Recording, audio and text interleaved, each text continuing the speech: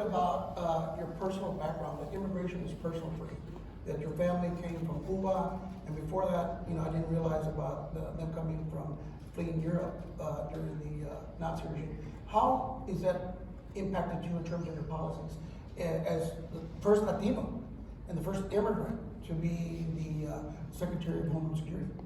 I think President Garcia, that I understand His mic's not on.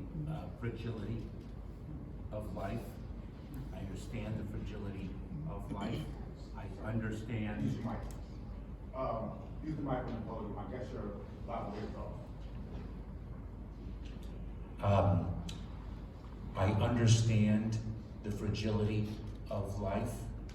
I understand the precariousness of the situation in which too many people find themselves. I understand what an opportunity means, and I keep that uppermost in our mind, in my mind, and in our colleagues' mind when we tackle difficult issues. I remember in the summer of 2014 when we really had our first encounter with a dramatic increase in the number of unaccompanied children who were coming to the border. And I know how close-knit, how important family is in a Latino home. It was everything. It was everything for us. What it must take, what it must take for a parent to send a child alone to traverse another country to reach the border of the United States. What it must mean, what the level of desperation must be to send that child alone. It's something that when we confront the issue of unaccompanied children, when we address their needs, our responsibilities under the law, one has to keep that in mind that this is not policy making in a laboratory. This is people's lives. Yeah. Yeah. We've seen the debate on immigration, and I've seen political elements in this country that have used fear-mongering, scapegoating, sometimes bordering on just outright racism by certain elements. The brown people are coming. How can we turn that into a positive in how we deal with the debate on immigration reform and get away from that rhetoric that's coming from certain elements on the right? So I would say two things. One, our voice matters. Our voice matters. As the gentleman said, we have to lift up our voices, and we have to use our own tool of advocacy to push for the reform that is needed. And it is very important to keep in mind that there is unanimity in the view that our immigration system is broken. That is not a subject of disagreement, but what we have to do is come together, and we have to ensure our voices continue to be heard. We have to come together to fix it, and fix it in a way that advances our values, does not compromise them. So we have a lot of young people in the audience. Some of them are immigrants, some are children of immigrants.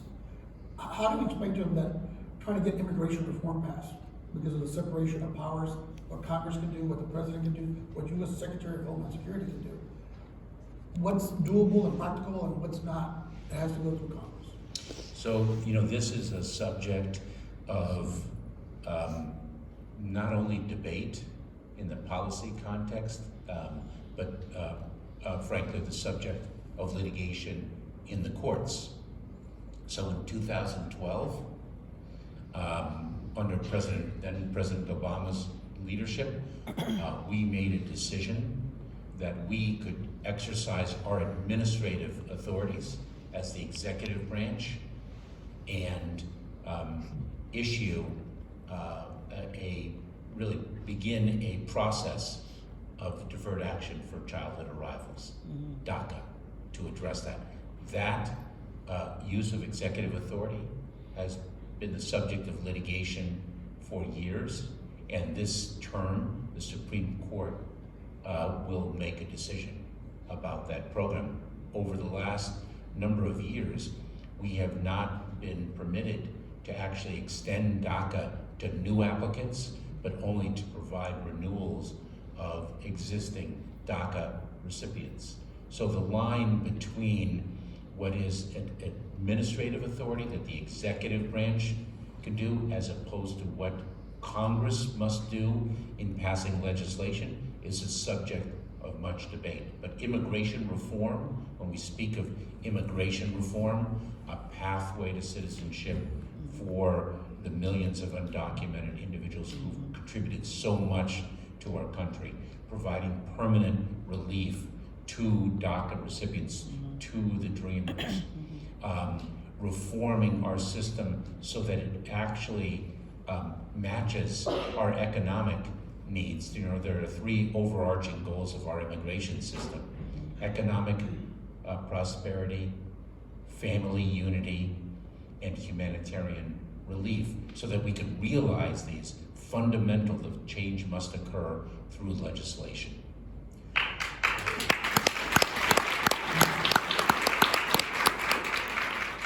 The news has been full of what happened to those 4 Americans across the border in Tamaulipas. And, you know, we've already expressed our condolences to the ones that didn't. But border security and what we're seeing with the cartels, I have a family in Morelos, Mexico, about 50 miles across the border from Eagle Pass, so I go frequently. And we've seen the cartels achieve paramilitary status. They got body armor, they got AR-15s, they got rocket launchers. What are we going to do to control the border security to make sure that those cartels and their quasi-military government agencies, that we protect our Americans here on this side as well as those that travel? Many of those have family in Mexico and we travel for Christmas, Easter days. What can we do to help the Mexican government protect us when we're down there, as well as the U.S. to protect our borders from these type of organizations? So I would say a few things. Number one, the United States Border Patrol they make up an extraordinary workforce. Individuals who risk their lives every day to secure the border. And I will tell you something. In 2014, since I referenced that, the summer of 2014, I visited the border when the increase in unaccompanied children was occurring, and it was incredible what the Border Patrol agents were doing for those children out of their own pockets.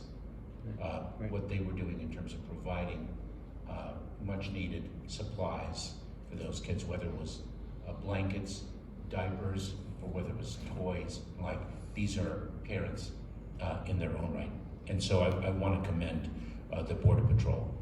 We, in partnership with the Mexican government, are taking it to the cartels and the smuggling organizations. That is not a process that is an overnight endeavor, because indeed these smuggling organizations, these cartels, are indeed incredibly powerful. They exploit people purely for profit. They are inhumane. And so, in fact, we have a delegation leaving today for Mexico, and to not only address the tragedy of what occurred recently, but also to address the fundamental strategy to attack the cartels and the organizations. Well, it looks like we've been on the front lines to stop. We see the human smugglers. I've been, when that truck with 52 immigrants died in San Antonio, we got a call that, some of the people were there. So whatever we can do to help I appreciate to that. stop and prosecute those that are involved in human smuggling, and narcotics struggling because recently in Dallas, 4 teenagers, 12, 13, I think, and 14 died from fentanyl. Yeah. The scourge of fentanyl is extraordinary, and as it was referenced, I was a prosecutor for 12 years, a federal prosecutor. I've prosecuted trafficking cases where there was large amounts of marijuana, by organizations that used firearms and violence, cocaine, methamphetamine, black tar heroin. We haven't seen anything like this with fentanyl, which is purely synthetic. It's highly addictive, and its toxicity, the mortality rate, is so extraordinarily high. I will say, in terms of your voices, what we are doing is we are very dedicated to cutting out the smuggling organizations. We see too much death and too much tragedy on the journey through the northern part of Mexico. Our model is to build lawful, safe, and orderly pathways for people to reach the United States, to claim asylum, and to cut out the smuggling organizations. If you could lift up your voices to individuals in their countries of origin, whether it is Guatemala, El Salvador, Honduras, Ecuador, Peru, Dominican Republic, wherever it might be, to take advantage of the pathways that we are providing, and to not place their lives and their life savings in the hands of the smuggling organizations. I know during COVID, we're not wearing masks today, but 2 years ago, everybody was wearing a mask. And I know that there were no appointments for citizenship. There were a lot of people here, a lot of our members here have people that are in the process. They got an American citizen, spouse, or parent, or somebody, and there was a backlog on the trying to come in here legally. What is the administration and your office doing to try to deal with that backlog of people that are trying to come into this country legally, but are waiting years for that appointment or that interview? So I think last year, U.S. Citizenship and Immigration Services might have set a record for the number of individuals naturalized. It was a very high number, certainly higher than any number that I recall during my tenure during the Obama administration as leading that agency. What is important to remember with respect to that agency, which deals with the legal immigration system, is that it was nearly bankrupted during the Trump administration. That agency's financial well-being is dependent upon the fees that people pay for immigration benefits. And by law, every 2 years, a new fee schedule is to be set so that the agency can modify its fees according to an increase in cost or a decrease in cost. And that fee rule of adjusting the cost hadn't occurred for about 7 years. It was on the brink of bankruptcy. Individuals were being furloughed, backlogs mounted, and now, for the first time in those 7+ years, USCIS has issued a proposed a new fee structure to get it financially stable once again. They worked through the economic visa backlog. They exhausted all the economic-based visas last year, so they're really focused on this issue, understanding what it means for people to wait before they can take advantage of their eligibility under the law. LULAC has been on the border helping with some of the refugees, and we've seen the children, come across. And of course, many of us saw those pictures of when Trump was in office of the cages, in essence, where children sleeping on the floor with I call it the little silver blankets, and that was all. What has your administration done to improve on the humanitarian treatment of these children that are coming across the border now? So let me say something about those silver blankets and the children on the floor. This is why I said in 2021, when we saw an increase in the number of children in the Border Patrol stations, the Border Patrol Station is no place for a child. And it is a $775 holding a facility day. that is not meant for children. There are no cots, there are no beds, and so children are on the floor. Those silver blankets are Mylar blankets. Why? Because they provide warmth, but a cloth or wool or the like actually breed insects that could actually serve a detriment to the well-being of the children. So it's visually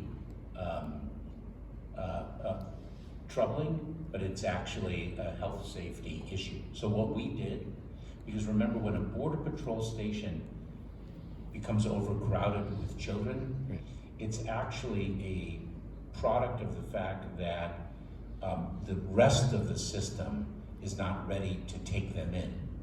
And that's why it bottlenecks at the Border Patrol station, because under the law, we are required to move children from a Border Patrol station within 72 hours.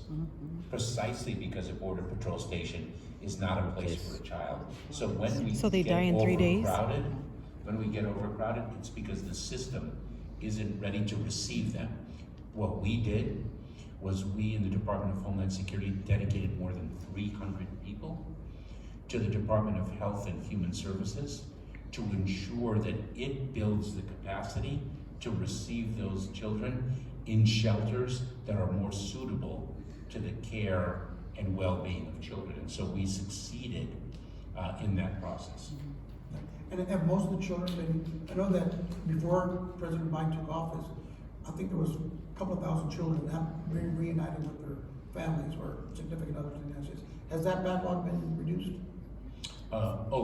Yes, so now the process has really been streamlined. It is the Department of Health and Human Services, HHS, that receives the children and then unites them or reunites them with family or sponsors here in the United States.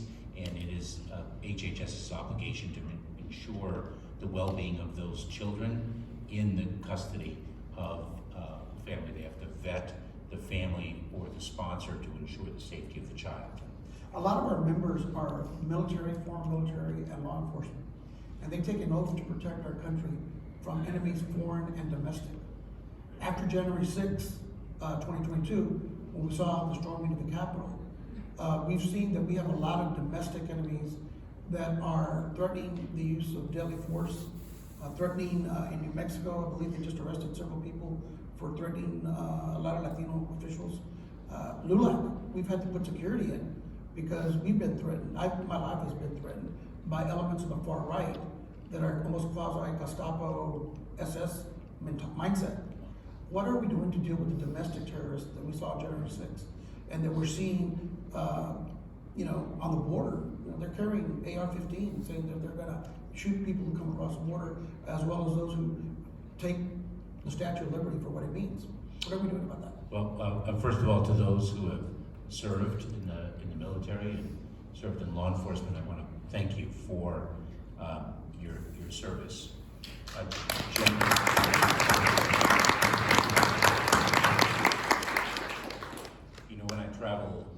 When I travel to different countries to meet with my counterparts, ministers, the images of January 6th are always something that they bring up. That here in the United States, the fact that our capital could have been broken into as it was. So the Department of Justice, of course, has brought hundreds of cases arising from that tragic day. When the department was created 20 years ago, we celebrated our 20th anniversary last week. When the department was created 20 years ago, our focus was, of course, on the foreign terrorist, the individual who wanted to come into the United States from abroad and do us grave harm. That threat remains, and we are ever vigilant in addressing it.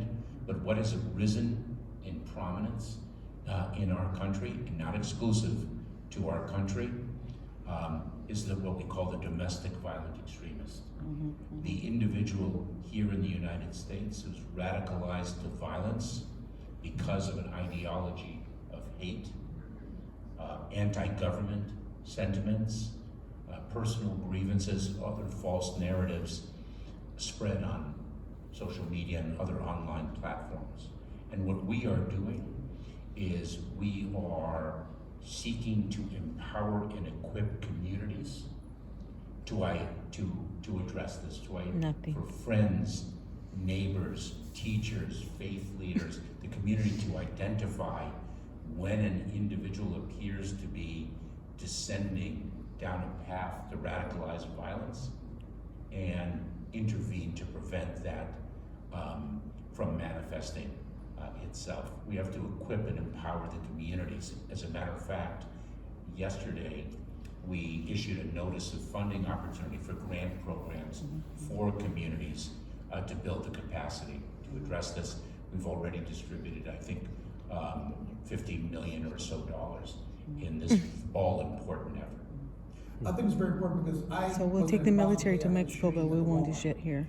And I visited with the family of those where an extremist drove basically about 400 miles from Allen, Texas to El Paso to kill Mexicans because he had been inspired by the right-wing rhetoric that he had seen on the internet. And I always thought, could he have been caught earlier to have prevented that tragedy?